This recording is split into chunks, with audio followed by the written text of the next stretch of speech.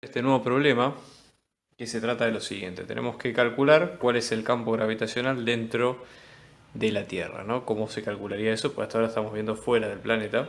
Entonces nosotros hasta ahora estamos considerando al planeta como una serie de esferas concéntricas, ¿no? Digamos, de alto diferencial, digamos, como para tener una idea de referencia. Y la idea justamente es tratar de ver, por ejemplo, en la primera parte, usar un argumento geométrico para mostrar que el campo gravitacional se desvanece, ¿sí? A través de lo que sería una carcasa esférica, ¿sí? Es decir, tratar de ver qué ocurre si tomamos ese cuerpo como, digamos, como protagonista, ¿no? Y ver qué ocurre en ese caso, ¿sí?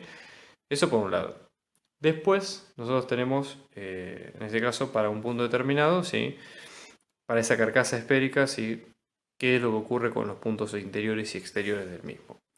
Entonces vamos a intentar de graficar un poco qué es lo que ocurre. Primero, si estamos considerando una esfera, para ponernos de acuerdo con el sistema de coordenadas a utilizar, vamos a usar coordenadas esféricas, que justamente es la que más sentido tiene que usemos por la simetría del problema. Entonces vamos a tener, por ejemplo, en eje Z, ¿sí? X e Y. Vamos a tener lo siguiente. Supongamos que el centro del planeta está en el origen de coordenadas. Entonces, al estar en el origen de coordenadas, nosotros vamos a ubicar ese diferencial, ese elemento diferencial. En este caso, vamos a pensar la esfera como justamente como una sucesión, una serie, ¿sí? Una suma de varios elementos diferenciales. Y lo vamos a hacer en coordenadas esféricas. Entonces, ya que nosotros nuestras coordenadas van a ser la distancia r, que la distancia r es de un determinado vector, es desde el vector hacia el centro o el origen de coordenadas O, la variable, en este caso phi, que la estamos considerando en términos de el ángulo que se genera con el semieje positivo de las x, y luego θ, que es el ángulo que se genera con el semieje positivo de z, ¿sí? Aclaro esto por las dudas porque esta es la nomenclatura que usa este programa en particular. Hay otros problemas que se le llama esto ρ, θ y phi, por ejemplo. Pero nada, para que se entienda un poco la idea. Entonces nuestro diferencial va a tener una forma de este estilo. Miren, para que se entienda, ¿sí? Sería como un prisma, o es análogo a un prisma, pero tiene ciertas características. Por ejemplo, nosotros en este caso vamos a tener, este trozo va a tener una determinada longitud, una determinada distancia al origen que va a ser r, ¿sí? El trozo es todo esto. Si ven, θ es el ángulo con el semieje positivo de z, ¿sí? En este caso, el ancho, en términos de los grados θ que tenga este trozo, va a ser de todo este ancho comprendido hasta acá, va a ser diferencial θ, ¿sí? Y esto mismo proyectado a lo que sería el plano base de este problema, va a tener un ángulo de la misma forma diferencial phi, ¿sí? Que es el que en este caso se le está llamando al problema, ¿ok? Bueno, esto como ancho va a tener diferencial r, ¿sí? Ese sería el ancho que tiene el bloque. Y para terminar, nosotros vamos a tener que la base, ¿sí? Si ustedes se imaginan esto, es como si fuera una especie de longitud de arco, más que nada acá tienen que usar la imaginación, pero esa longitud de arco va a estar dada por r, que es esta distancia, por diferencial θ. Es como si fuera una especie de L, ¿sí?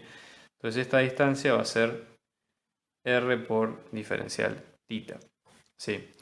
Entonces, como volumen, ¿sí? Si nosotros lo llevamos a forma diferencial, un volumen, en este caso, va a ser base por altura mayor, en el caso de que lo estemos tratando, por ejemplo, en coordenadas cartesianas, ¿sí? Pero la idea es tratar de ver qué es lo que ocurre si nosotros, por ejemplo, consideramos las coordenadas cilíndricas esféricas, perdón, en este caso. Entonces, en este sentido, la idea es de vuelta llevar el volumen a un diferencial. Vamos a tener diferencial de volumen. En este caso, el diferencial de volumen va a estar dado por base, altura, en este caso una de las alturas es diferencial r, ¿sí? Después tenemos la altura, digamos, o la longitud de la base, que es r diferencial θ, y luego tenemos el resto, ¿sí? Que en este caso tenemos que tener cuidado con lo siguiente. Vamos a hacer la proyección, ¿sí? De θ, en este caso, si θ es nuestro ángulo, vamos a hacerlo de manera cateto opuesto, es este, por lo tanto acá vamos a trabajar con el seno de tita y luego multiplicarlo por el diferencial de phi, para que se entienda un poco las dimensiones, ¿no? Entonces, en este caso esto nos va a quedar como r por seno de tita por diferencial phi, ¿de acuerdo? Entonces esta sería la tercera dimensión. Entonces, r por seno, ¿sí? Por el diferencial tita, que en este caso estamos hablando de la otra dimensión, esta dimensión que es la que ustedes tienen que tener en cuenta. Entonces, todos esos elementos son, en coordenadas esféricas, lo que trabajan, lo que hace el diferencial de volumen. Después, de los puntos anteriores, nosotros habíamos dicho que la gravedad, ¿sí? Como constante, en este caso, como aceleración de la gravedad, nos había quedado como menos g, ¿sí? Como fuerza, por la masa del objeto, ¿sí? Por, en este caso, la densidad.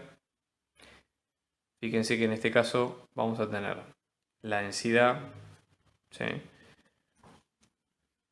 Pero, por ejemplo, en vez de trabajar con la masa y la densidad, lo que se puede hacer es trabajar con una densidad uniforme, que sea sacar la masa, y en este caso esto nos va a quedar en función de la distancia al cuadrado por el diferencial de volumen, ¿sí? Fíjense el ejercicio anterior que queda de esta forma también. Entonces todo esto por E sub R, ¿no? Obviamente porque nosotros de todos los versores, obviamente siempre apunta hacia el centro, hacia el origen de donde está actuando esa fuerza de gravedad. Entonces en limpio, reemplazando por este diferencial, esto va a quedar como menos G por la densidad mu, ¿sí? Que en este caso por R cuadrado. Si incluimos este diferencial vamos a tener R cuadrado, ¿sí? Después vamos a tener seno de tita, y vamos a tener diferencial R, diferencial tita, diferencial phi. Y todo esto por E sub R, claramente, ¿no? Entonces así va quedando la ecuación. Si, digamos, limpiamos la ecuación de R cuadrado, ¿cómo nos va a quedar en definitiva esto, no? Vamos a tener en cuenta lo siguiente. Fíjense, en este caso, vamos a tener G, que nos va a quedar como, ¿sí? Menos la constante por la densidad por el seno de tita, ¿sí? El ángulo con respecto a z positivo, y luego tenemos diferencial r, diferencial tita, diferencial phi por E sub r. O sea, este sería el elemento diferencial. Entonces, aquí hay que tener cuidado con lo siguiente. G es independiente de la distancia al punto 0, porque no ¿por qué? Porque no aparece r como variable, ¿sí? Entonces, una de las opciones una de las conclusiones que se pueden sacar acá es que cada elemento de volumen diferencial B, que está incluido en esta ecuación, ¿sí? Se compensa con uno que sea opuesto diametralmente. ¿Okay? Entonces, para esto vamos a dibujarlo. ¿Sí? Nosotros tendríamos, por ejemplo, supongamos que esta es nuestra esfera, ¿no? El planeta. Entonces, ¿qué es lo que va a ocurrir? Supongamos que nosotros nos ubicamos en un punto cualquiera, llamémosle O, ¿sí? ¿Qué sería este? Bueno, este punto O va a tener dos elementos que van a estar ejerciendo, digamos, gravedad. Supongamos que tratamos una línea de acción, porque la gravedad actúa en todo punto. Entonces, nosotros podemos tener infinitos de diferenciales de volúmenes que estén ubicados en esa zona, ¿sí? Entonces, en ese caso, lo que vamos a tener es que vamos a tener un elemento diferencial de volumen, por ejemplo acá, ¿sí? Que va a actuar una determinada fuerza de gravedad. Eso va a generar una fuer'za de gravedad G en este sentido, y luego podemos tener otro diferencial de volumen B'. Recuerden que acá estamos hablando de elementos en el interior de la gravedad, diferencial B', que actúa con una gravedad opuesta, G' en este sentido. ¿Cómo sabemos que básicamente que la suma de fuerzas da cero? Básicamente porque si esto es un sólido rígido, ¿sí? Esto vale para todo sólido rígido en general, ¿sí?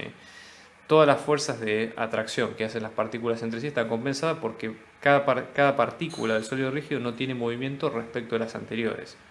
Pero si nosotros, por ejemplo, situamos un sistema de referencia dentro del planeta celeste, por ejemplo, del objeto, lo que vamos a ver es que este objeto, ¿sí?, es inmóvil, por lo tanto la sumatoria de fuerzas es cero porque está a velocidad constante o en reposo, ¿sí? Entonces, por eso, en este caso lo que tenemos es que la gravedad más la gravedad prima, un elemento simétricamente opuesto, nos va a dar cero. Lo mismo que ocurre en cada uno de los casos. Y ya les digo, no importa la ubicación del punto en el cual estemos en este caso. ¿Okay? Entonces, en ese caso, ¿sí?, la idea justamente, acá digamos un poco depende En este caso, por ejemplo, el punto O debería estar relativamente cerca del punto, digamos, cuanto más cerca esté del origen, más va a ser digamos, el efecto que tenga un diferencial de volumen respecto del otro. ¿Sí? En general, nosotros, más allá de que tenemos, obviamente acá hay otras fuerzas aparte de la gravitación, por ejemplo, la normal o la fricción que tienen las partículas entre sí, por eso el sólido rígido no se mueve. ¿Sí? Pero en este caso, digamos, el campo gravitacional va variando según cada parte y cuanto más nos acercamos al centro, ¿sí? Más grandes son las diferencias entre los diferenciales, más pequeñas, perdón, son las diferencias entre los diferenciales de volúmenes de uno y otro punto. Con lo cual, en el centro, digamos, no tenemos campo gravitatorio neto porque se hace cero. Después esa diferencia va cada vez siendo menor a medida que nos vamos alejando del centro. Lo que pide el segundo punto en este caso es que, digamos, computemos o que básicamente establezcamos cuál es el campo gravitacional dentro de la Tierra, ¿sí? Y por fuera también como una función de la distancia hacia el centro. Entonces la idea es vamos a tratar de tener dos funciones, ¿no? En particular. Supongamos que nosotros tenemos a la Tierra, ¿sí? Acá tenemos el sistema de coordenadas, ¿no? La Tierra acá va a tener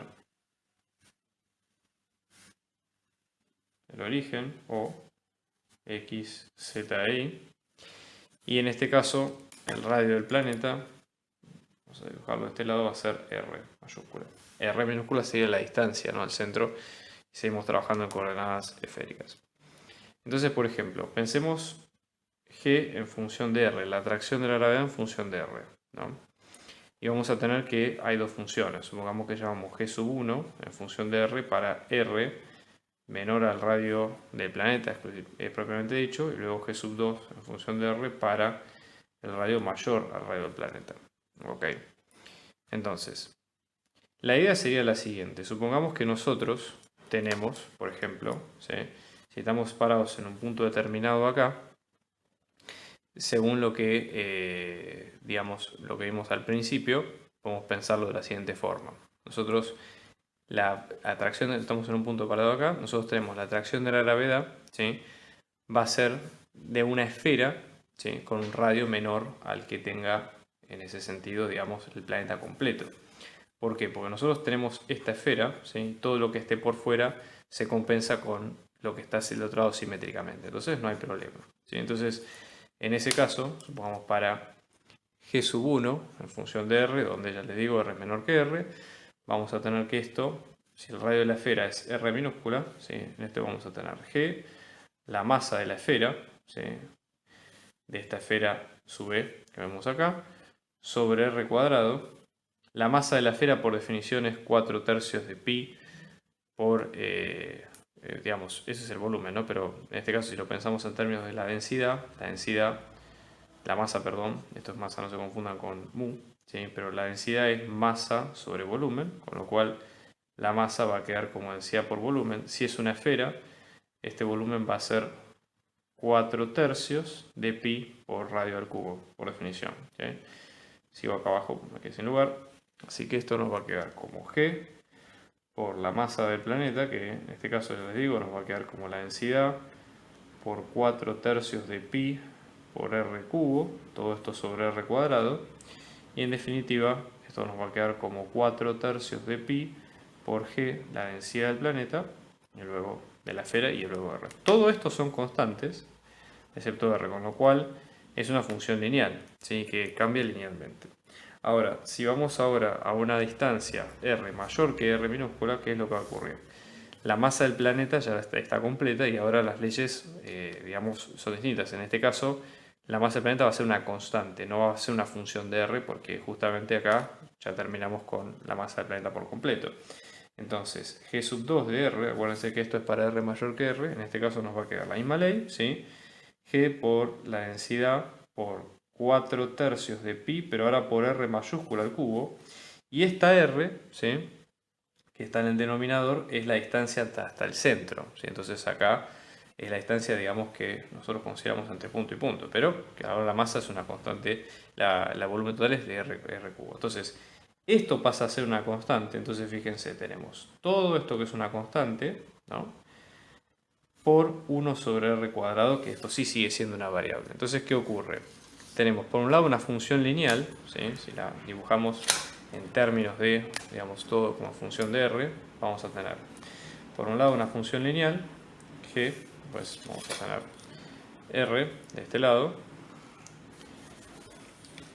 y vamos a tener las dos expresiones, G en función de R, que hemos dicho que era para R menor que R mayúscula, esto es 4/3 de pi por G por la constante por R para todo R menor que el radio de la Tierra, y luego tenemos G por la densidad por 4/3 de pi por R al cubo por 1 sobre R al cuadrado para todo R mayor que R. Entonces el punto de quiebre va a estar acá. Esto es una función lineal, va a llegar al punto máximo, ¿sí?